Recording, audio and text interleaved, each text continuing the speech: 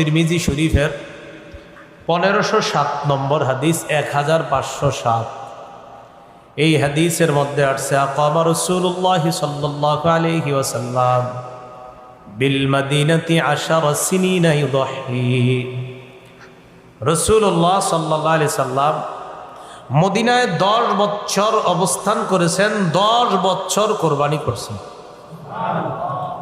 এর চেয়ে বড় আর গুরুত্ব কি দরকার? মানে গুরুত্ব কতটা হলে প্রত্যেক বছর কোরবানি করছেন? তাহলে 10 বছর মদিনায় অবস্থান করেছেন, 10 বছর কোরবানি করছেন, গুরুত্ব আছে না নাই? 6 নম্বর কথা, কোরবানির ফজিলত। কোরবানির ফজিলতের কয়েকটা ফজিলত আমরা জানি। প্রথম ফজিলত, কোরবানির দিন কোরবানি করা, পশু জবাই করা, এটার চাইতে উত্তম শ্রেষ্ঠ কোনো এবাদত আল্লাহর কাছে নাই। মানে ফরজ এবাদত নামাজ তো আছে, এটার পরে এই কোরবানি নামক এবাদতের চাইতে উত্তম কোনো এবাদত কোরবানির দিন আর আল্লাহর কাছে নাই। তিরমিজি শরীফের 1493 নম্বর হাদিসের বর্ণনা, قال رسول الله صلى الله عليه وسلم ما عمل آدمي من عمل يوم النحر أحب إلى الله من إهراق الدم। রাসূলুল্লাহ সাল্লাল্লাহু আলাইহি সাল্লাম বলেন, কোরবানির দিন আদম সন্তান যে কোরবানি করে, এই কোরবানি করার চাইতে এত ফজিলতপূর্ণ আমল আর আল্লাহর কাছে নাই। কবে এটা? কোরবানির দিন। ফজিলত নম্বর 2, কোরবানি করবেন যে পশুকে, এই পশুর শিং থাকবে, এই পশুর পশম থাকবে, এই পশুর খুর থাকবে, খুর।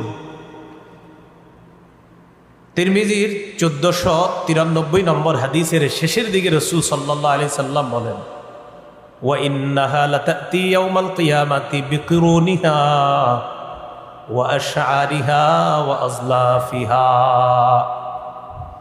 রাসূলুল্লাহ সাল্লাল্লাহু আলাইহি সাল্লাম বলেন, কোরবানির জানোয়ার কিয়ামতের ময়দানে তার শিং, তার পশম এবং তার খুর নিয়ে কিয়ামতের ময়দানে উপস্থিত হবে ওই বান্দার পক্ষে যিনি কোরবানি দিয়েছেন তার সাক্ষী হওয়ার জন্য।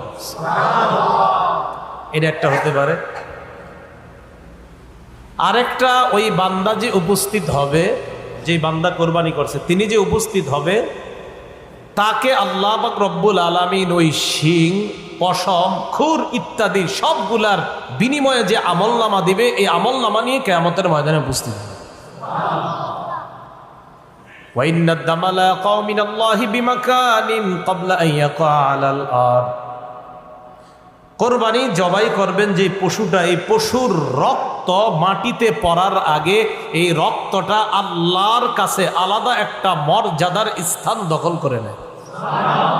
জবাই করছেন, রক্তের ফোঁটাটা জমিনে পড়বে, পড়ার আগে এটা আল্লাহর কাছে আলাদা একটা মর্যাদার স্থান আল্লাহর কাছে নিয়ে নেয়। ফজিলত নম্বর 3, কোরবানি যেই জানোয়ারটা আমরা জবাই করি, এটার প্রত্যেকটা পশমের বিনিময়ে একটা নেকি দেওয়া হয়। ইবনে মাজার 3127 নম্বর হাদিসের বর্ণনা, অংশ বিশেষ বর্ণনা।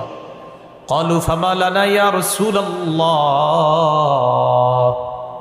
ক্বালা বিকুল্লি শারাতিন হাসানা।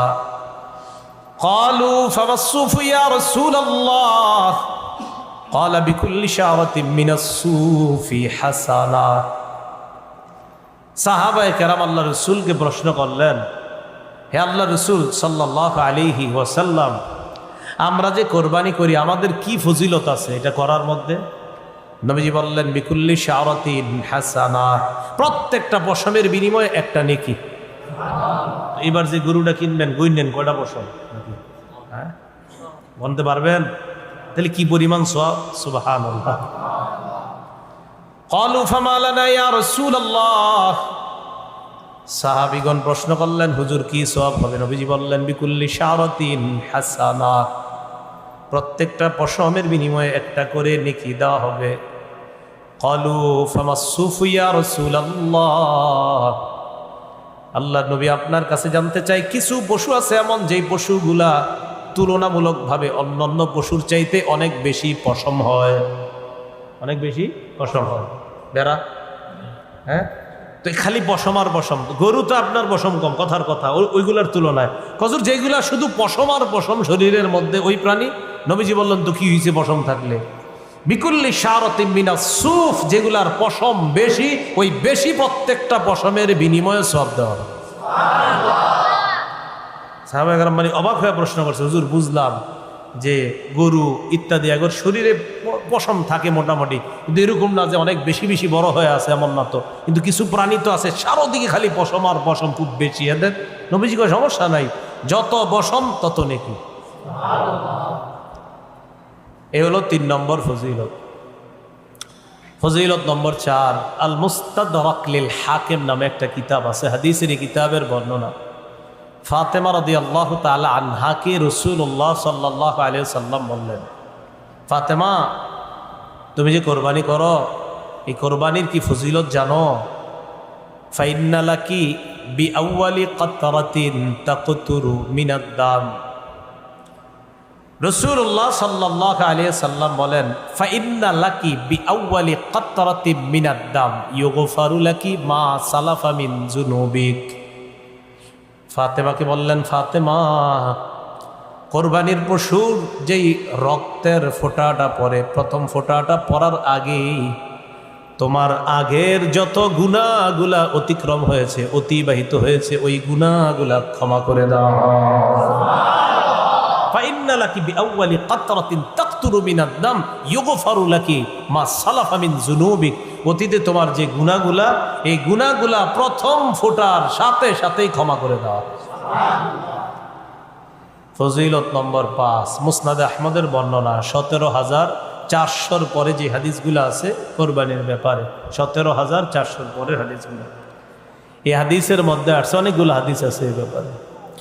রাসূলুল্লাহ সাল্লাল্লাহু আলাইহি সাল্লামের সাহাবী যায়েদ ইবনে আরকাম রাদিয়াল্লাহু তাআলা আনহুর বর্ণনা, তিনি বলেন, ক্বালা রাসূলুল্লাহ সাল্লাল্লাহু আলাইহি ওয়াসাল্লাম বিকুল্লি কাতরাতিন হাসানাহ। নবীজি সাল্লাল্লাহু আলাইহি সাল্লাম বলেন, আগে তো জানছেন প্রত্যেকটা পশমের বিনিময়ে সওয়াব, এবার নবীজি বলেন প্রত্যেকটা রক্তের ফোঁটার বিনিময়েও আল্লাহ পাক রব্বুল আলামিন একটা সওয়াব লিপিবদ্ধ করে দেন। কোরবানি যারা করার নিয়ত করেছি, আল্লাহ আমাদের নিয়তকে পরিশুদ্ধ করার তৌফিক দান করেন। কোরবানি করার আগে 4টি বিষয় আমরা মাথায় রাখবো। বলেন কয়টি? 1 নম্বর নিয়ত করা। বলেন 1 নম্বর। 2 নম্বর, আমরা যারা কোরবানি করব হালাল টাকা দিয়ে কোরবানি করব। কি টাকা দিয়ে? 3 নম্বর, শরীয়ত মোতাবেক কোরবানি করব। শরীয়ত মোতাবেক, আপনি মন মতো, মানে শরীয়ত বলছে বিসমিল্লাহ বলতে, আল্লাহু আকবার বলতে, দোয়া পড়তে, না আপনি কইলেন আমি পড়বো না, কি হয়েছে না পড়লে, এরকম না, শরীয়ত যেভাবে বলছে ওভাবে। 4 নম্বর, আমরা কোরবানি যখন করব কাউকে দেখানোর জন্য করব না, আমি আল্লাহর জন্য করতেছি, ব্যাস। কয়টা কথা? 1 নম্বর নিয়ত শুদ্ধ, 2 নম্বর হালাল টাকা, 3 নম্বর মোতাবেক, 4 নম্বর কাউকে দেখানোর জন্য না। 1 নম্বর নিয়ত শুদ্ধ করা। সহিহ বুখারীর শুরু হাদিস, ক্বালা রাসূলুল্লাহ সাল্লাল্লাহু আলাইহি ওয়াসাল্লাম, ওমর ইবনুল খাত্তাব রাদিয়াল্লাহু তাআলা আনহুর বর্ণনা, রাসূলুল্লাহ সাল্লাল্লাহু আলাইহি সাল্লাম বলেন, ইন্নামাল আ'মালু বিন্নিয়াত। আমলের প্রতিদান নির্ভর করে নিয়তের উপর। আমলের প্রতিদান নির্ভর করে কিসের উপর? পরিশুদ্ধ নিয়তের উপর আমলের প্রতিদান নির্ভর করে। এজন্য মনে রাখবেন, কোরবানির আগে প্রথম শর্ত নিয়ত শুদ্ধ করা। নিয়ত কি করা? শুদ্ধ করা। তাই শরীকে কোরবানি দিতে খুব সতর্কতা অবলম্বন করা। 4 জন শরীকে দিচ্ছেন, 3 জন দিচ্ছেন, একজনের নিয়তে যদি ঝামেলা হয়, হ্যাঁ, সর্বনাশ হয়ে যাবে। পারেন একা দেন, না পারলে শরীকে দেন, বাকি শরীক যাদেরকে নিবেন তাদের যেন নিয়তটা শুদ্ধ থাকে। একা দিলে একটা লাভ হইলো, নিয়ত ভালো হইলে এটাও আপনি জানেন, খারাপ হলে এটা আপনি জানেন, আর কেউ জানবে না।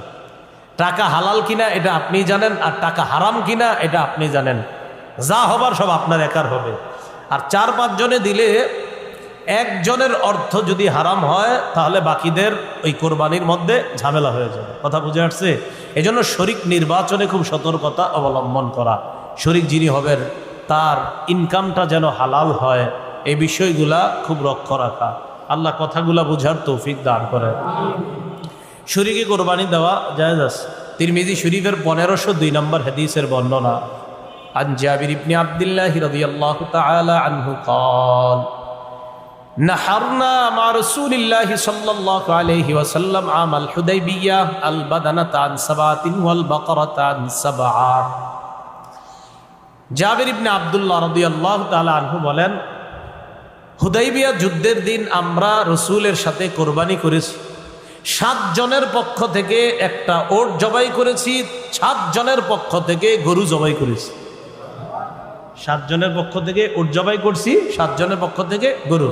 তিরমিজি শরীফের 1502 নম্বর হাদিস। 1490 এর পরে সব কোরবানির ব্যাপারে হাদিসগুলা 1490, 91, 92, 1500, 1, 2, 3 তিরমিজির সব কোরবানির ব্যাপারে। মুসলিম শরীফে বর্ণনা আছে, একই সাহাবীর বর্ণনা, জাবির ইবনে আব্দুল্লাহর বর্ণনা। তিনি বলেন, আমরা কোরবানি করেছি, আমরা ওট 7 জনের পক্ষ থেকে করেছি, গরু 7 জনের পক্ষ থেকে করেছি। তো যাই হোক, শরীকে কোরবানি দিতে সতর্কতা অবলম্বন করা। আমার শরীক যিনি হবেন তিনি যেন হালাল ইনকাম করেন, উপার্জন করেন, এই বিষয়গুলোর প্রতি আমরা অবশ্যই খেয়াল রাখবো। তা আসেন, 1 নাম্বার নিয়ত শুদ্ধ করা। শরীক যিনি হবেন তারও যেন নিয়তগুলা শুদ্ধ হয়।